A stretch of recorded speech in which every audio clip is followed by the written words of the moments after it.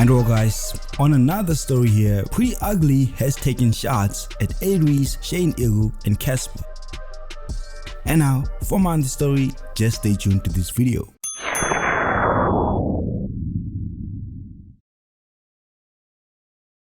And while it has been trending, I'm sure some of you guys might know about it. Priddy Ugly just again shaded A-Reece, Shane Igu and Cassper Nyvest. He first shaded Nasty, Shane and A-Reece on a freestyle that he dropped some time back, and a lot of people at the time were saying that that was nothing but wordplay.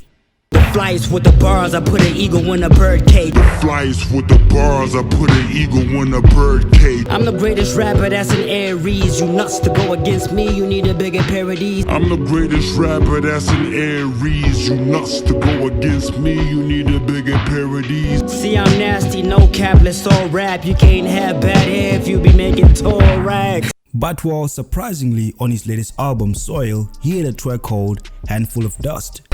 Well, who's the best rapper? Well, that's a hot debate. And from the first verse, this guy saying rappers in a cocky place are not the one to turn into hibachi steak. Going on, he says, you wouldn't scare me if you rap like Cole, do drugs like Thug, or sound like Drake. He also said, A-Reece demon, if you skim me, know I'm the GOAT. I was the Lion King, ain't seen Mufasa eat an antelope. I'd probably build a school before I buy a Bentley. And obviously from those lines you can tell who he's referring to. And given my own personal opinion, I'd say that first thing, Priddy Ugly is a good rapper. He's one of the best MCs that we have in the country, musically speaking. But for me, from a branding perspective, I kind of feel like this has more disadvantages on his career than advantages. Because the most important thing is that all of the rappers taking aim at are above him, career-wise, talking musically. Their names carries more weight than Priddy Ugly's name, so the chances of these rappers actually responding to Priddy is almost at zero. This situation for me is probably going to end up looking like Kid Tini versus A-Reece situation. Kid Tini sort of did take some shots at A-Reece but never got a response, and in the end it was just him in interviews saying that he's no longer going to be entertaining any beefs with A-Reece, but really and truly that beef was just one-dimensional. It was only Kid Tini